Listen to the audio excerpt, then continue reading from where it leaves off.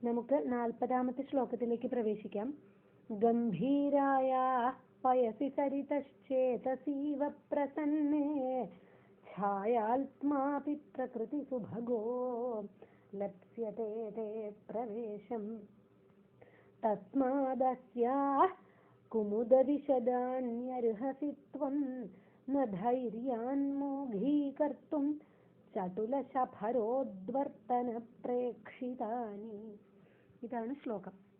പദച്ഛേദം: ഗംഭീരായ പയസി സരിത ചേതസി ഇവ പ്രസന്നേ ഛായാത്മാ അപി പ്രകൃതി സുഭഗ ലപ്സ്യത്തെ തേ പ്രവേശം തസ്മാദ് അസ്യാഃ കുമുദവിശദാനി അർഹസി ത്വം ന ധൈര്യാത് മോഘീകർത്തും ചടുലശഫരോദ്വർത്തന പ്രേക്ഷിതാനി എന്ന് പദച്ഛേദം.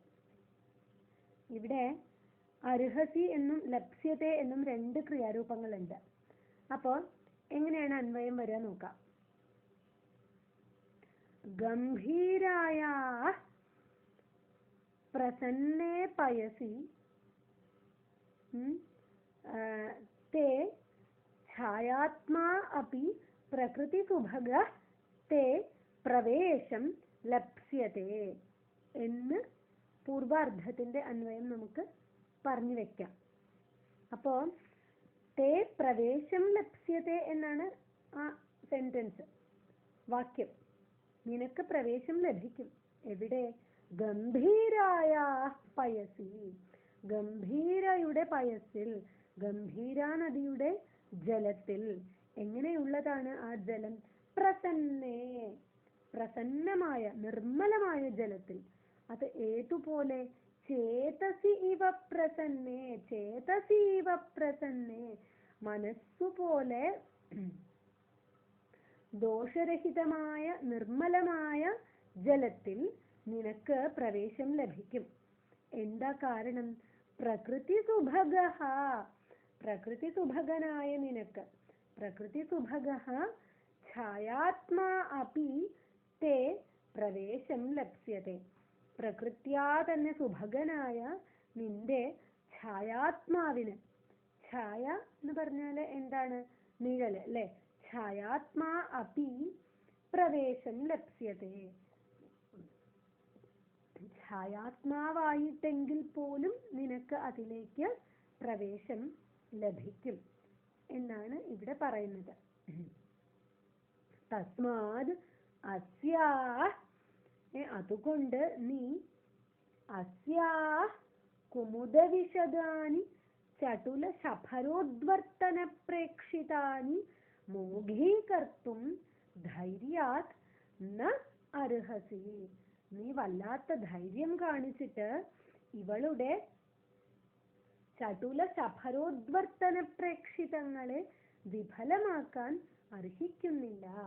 കുമുദവിശദാനി, കുമുദം പോലെ വിശദമായ എന്ന് പറഞ്ഞാല് ആമ്പൽപ്പൂ പോലെ ശുഭ്രമായ വെളുത്ത ധവളിമയാർന്ന ശീഘ്രങ്ങളായ ശഫരം.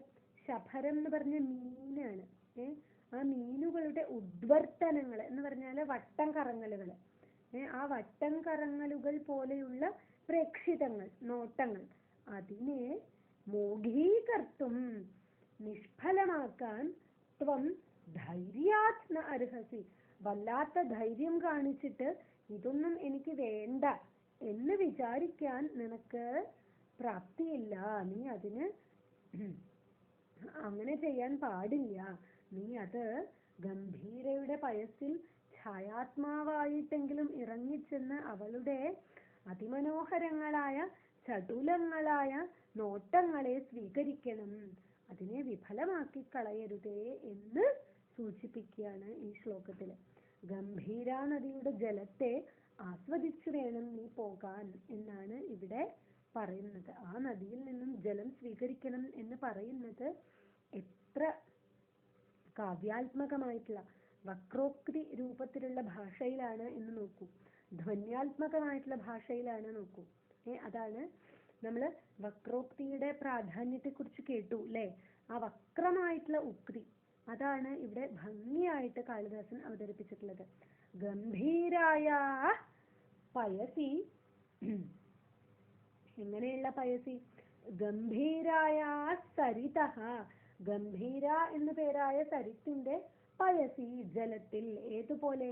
ചേതസീവ പ്രസന്നേ പയസി, മനസ്സുപോലെ നിർമ്മലമായ ജലത്തിൽ, പ്രകൃതി സുഭഗസ്തേ ഛായാത്മാ അപി പ്രവേശം ലപ്സ്യത്തെ, നിന്റെ ഛായാത്മാവിന് പോലും അവിടേക്ക് പ്രവേശം ലഭിക്കും എന്നാണ് പറയുന്നത്. പ്രകൃത്യാ സുഭഗനായ നിന്റെ നിഴലിന് പോലും അവിടെ നിനക്ക് പ്രവേശം ലഭിക്കും. പിന്നെയാണോ നിനക്ക് അത്ര തെളിഞ്ഞ തെളിനീരാണ് ഗംഭീരയിലുള്ളത്. അതുകൊണ്ട് അസ്യാ തസ്മാത് അസ്യാ കുമുദവിശദാനി ചടുല സഫരോദ്വർത്തന പ്രേക്ഷിതാനി ത്വം ധൈര്യാത് മോഘീകർത്തും ന അർഹസി. അതുകൊണ്ട് തന്നെ ഇവളുടെ ആമ്പൽപ്പൂ പോലെ ശുഭ്രനിറമാർന്ന ചടുലങ്ങളായ മീനുകളുടെ ഉദ്വർത്തനങ്ങളാകുന്ന നോട്ടങ്ങളെ, വട്ടം കറങ്ങലുകളാകുന്ന നോട്ടങ്ങളെ, ചാട്ടങ്ങളാകുന്ന നോട്ടങ്ങളെ വിഫലമാക്കാൻ ധൈര്യം ഹേതുവായിട്ട് നിനക്ക് ശക്തിയില്ല, നീ അർഹിക്കുന്നില്ല, അതിനെ വിഫലമാക്കരുതേ എന്ന് പറയാണ്. ധാർഷ്ട്യം കൊണ്ട് അതിനെ വിഫലമാക്കരുതേ, അതിനെ അനുഭവിച്ചു തന്നെ വേണം പോവാൻ എന്ന് സൂചിപ്പിക്കുകയാണ്. അപ്പോൾ ശഫരങ്ങൾ, മീനുകൾ, അത് നിങ്ങൾ നോട്ടിൽ എഴുതണം കേട്ടോ. ഓരോ വാക്കുകളുടെയും അർത്ഥം നോട്ടിൽ എഴുതണം. ഓക്കെ.